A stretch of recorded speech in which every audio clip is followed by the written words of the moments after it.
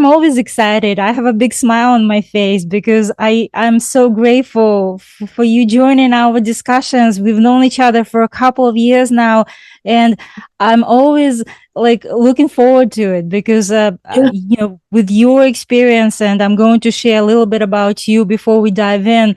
We're just very lucky, very grateful to have you on here on us. So I really appreciate you taking the time to chat with us today. And Love it. I love it. I love doing it. It's meaningful. It's a good thing that we're exactly. doing this. Right. Absolutely. Absolutely. So for those of you who don't know Karen, let me just briefly introduce Karen to you. Karen is a vice president, advanced planning for Prudential Retirement Strategies. She has almost 40 years of experience. I lost count, Karen, to be honest with you, but in the financial service industry, and that's admirable, especially for women. And previously you worked with the Harvard as advanced market consultant. Karen has been invited speaker nationwide on a variety of retirement planning, advanced markets, and other financial topics. She has also taught continuous education courses for certified financial planners, attorneys, CPAs. Born and educated in London, England, Karen has earned her Chartered Life Underwriter, CLU, Chartered Financial Consultant, CHFC, and Chartered Advisor for Senior Living, CASL designations. Karen lives in California and just north of San Diego, as we were just talking about with her husband, Troy. So, Karen, thank you so much again for joining our discussion today. Yeah, you're welcome. So I wanted to, every conversation we have obviously is very meaningful for women. And my first question actually comes from our Women in Finances group, one of the people that had some experience and wanted a little bit more information about the estate planning, because we all know that women often take the lead in long-term planning for the family. And according to the recent studies of Fidelity Women in Investing, 88% of women actually will be solely responsible for their finances at some point in the future. We've discussed about the fact that women live in longer, yet, according to the other research by UBS, 70% of women say that they actually, they're confused. They need more clarity and confidence around estate planning, and those decision making. Obviously, women is very, talented, amazing people. They really want this world to be a beautiful place, and they want everything to be like in harmony, especially as it comes to family affairs. And so my first question comes from one of our Women in Finances group. Karen, would you just be open to share with us some ideas, well, how to make sure that the children inherit fairly, and one question people say, well, Natalia, I don't even know, shall I use a will or a trust, or how do I actually just preserve my assets for the kids, especially when they're not ready to make those financial decisions? It's funny, I'm dealing with this personally with a family member, a relative of my husband's, and we're actually trying to help her understand. She wasn't born here, so she doesn't understand a lot of the languages, especially legal. And so we're actually helping her right now. Both my husband and I are helping her understand her trust. But that's going back to your question. Here's what we see: a lot of blended families, second marriages, third marriages. And one of the biggest concerns I get asked all the time, especially from women, is how do I make sure that my share or my assets go to my children, maybe from another marriage, right? Or my other children or my step. How do I make it fair? So if you are concerned about making something fair, then you really do need to have a trust. A trust is the only way. A will is not going to really do it. I mean, it could do it, but it can be contested and it could be, held up in court. You need a trust. You need to make sure it's written the way you want it, and your wealth goes to who you want it to go through. The other thing I get questions on all the time is, Karen, I've got children that, one of my children is great with money, one's not great with money, right? There's always a family that's got one child that isn't great with money. So Sure. that's where, again, a trust comes in where you name a co-trustee, you name a trust protector. There are certain ways that you can make sure that if you've got children that, you're not sure about, um, you have somebody else standing in the wings or backing them up or making decisions with them. The other thing that get questions on all the time is, let's say you have real estate or some land or a farm. How do you split that up?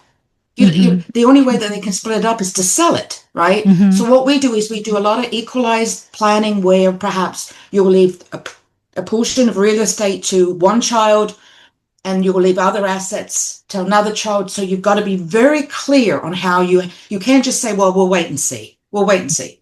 That's not the Mm-hmm. way to do it.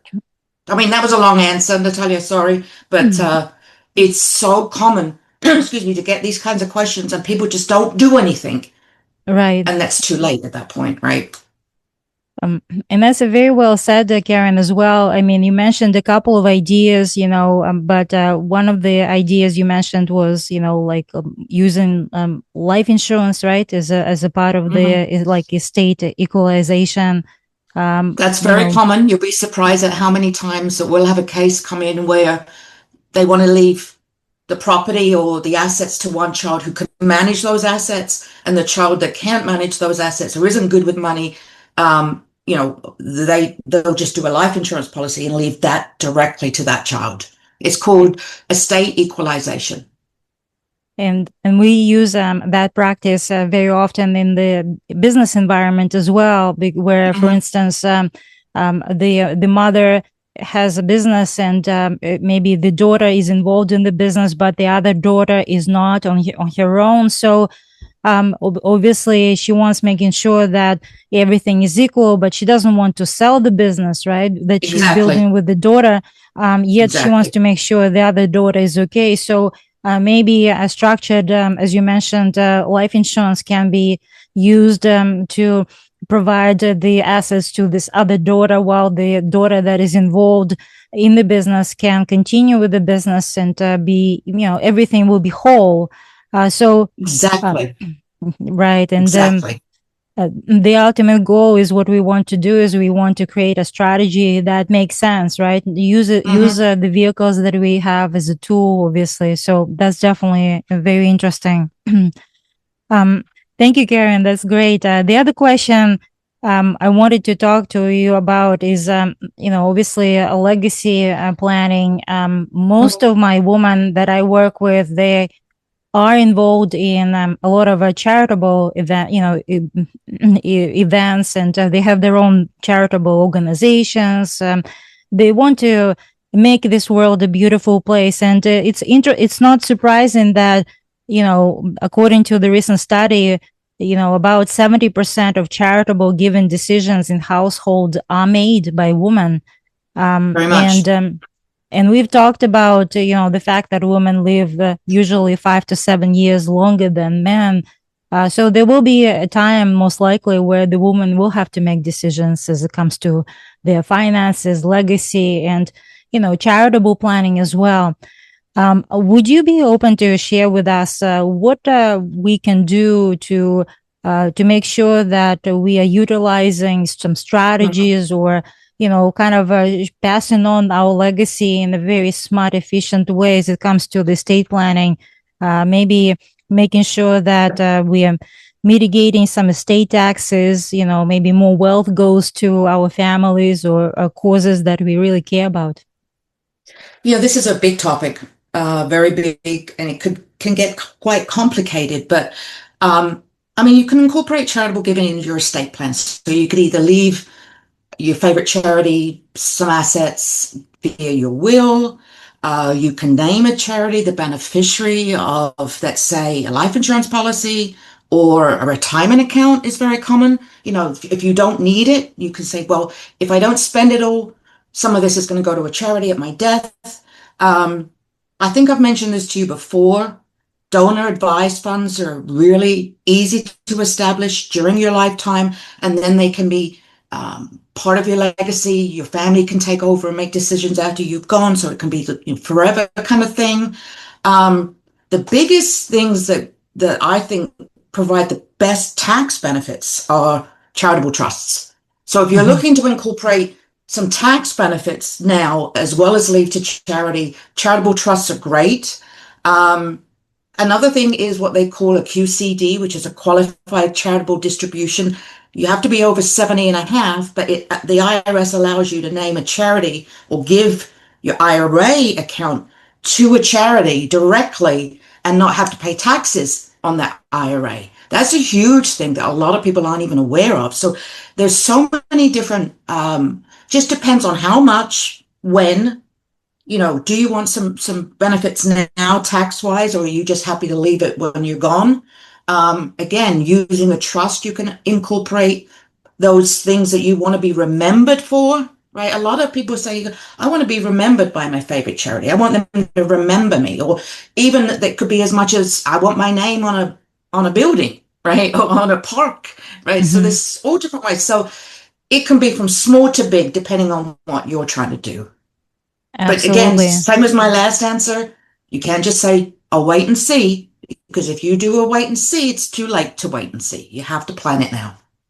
Absolutely. Absolutely. Very great suggestions and ideas. And I wanted just to share, just as an example, we do utilize qualified charitable distributions quite often. Just as an example, if a wonderful woman who is like 73 years of age, she doesn't Right. need the money per se. She is really well to do, but she has to take what we call required minimum distribution from her IRAs. Absolutely. Yep. And it's frustrating for her because she doesn't want to pay taxes on the money, obviously, but she kind of has to, and the money just accumulates as well. So, but if somebody is really involved in some charity or organization, they can shift that required minimum distribution even amount and pay directly to the charity. It You can uh, do it every year. You can do it it every year until it's gone. Exactly. Yeah, Yeah. it provides a tax efficiency, for no taxes for the charity. It meets the RMD requirement, and it creates this peace of mind that they really, doing something really amazing, living really legacy, changing the world, so to say. Um, Hmm. you mentioned donor advised funds during our last conversation as well. I'm sorry to ask you this, but how difficult it is to establish those, and would you be open just to share with us just a little bit more about those? So they're like mutual fund accounts. They are mutual fund accounts through a charitable trust. Most of the mutual fund families, the big ones, Fidelity, Schwab, those kinds of mutual fund companies, they offer them. And because it's a charitable trust, it gets the tax benefits. Because it's a charitable trust, it doesn't pay any taxes. But what I like about donor advised funds is they're invested in a variety of mutual funds. So even though the money is gone to the charity, it still continues to grow. Hmm. So that gift kind of keeps getting bigger and bigger. And then every year you can change your mind on the charity it goes to. You just let them know. They send a check to whoever. And then after you pass, your family members can continue that legacy even after you've passed away. So it's just a very, very compact, neat way of doing sort of kind of like a private foundation, but you don't have to do all the work. And Sure, it's the, sure. the cost is small. Sure, sure. No, that's really fair. So, we covered a couple of ideas, obviously, that is very helpful and beneficial. And what I'm hearing from you is also is that, most of the women, we shouldn't wait, till the end, till it's too late, because it's much harder to make the decision when you are stressed, upset, or distraught. Sick. Yeah. Yeah. It's much it's much easier, of course, but to wrap things up, Karen, so what financial advice would you give to our amazing, talented woman as it comes to the estate planning? Well, like I said, I'm dealing with it personally with a family member who, is her husband is has cancer. So she's trying to, take care of as many things as she can before, if he doesn't have long to live. But you have to, I mean, you have to really sit down. This is my advice. You have to sit down with your significant other, your spouse, whoever, your children, whoever it is, and have a plan in place. And it's great having a plan, but if it's not in writing, it's useless, right? So everything in writing, even to as much as where you want certain things to go, it could be jewelry, heirlooms. These are the things you've got to sit down and start listing, because if you wait until it's over, too late, that's when kids start fighting over things, right? That's the worst thing you want, is to have your children or your grandchildren fighting over who gets what. Mm-hmm. I mean, that's a personal experience, again, myself. So that's the best advice I can give anybody. Sure. And I'm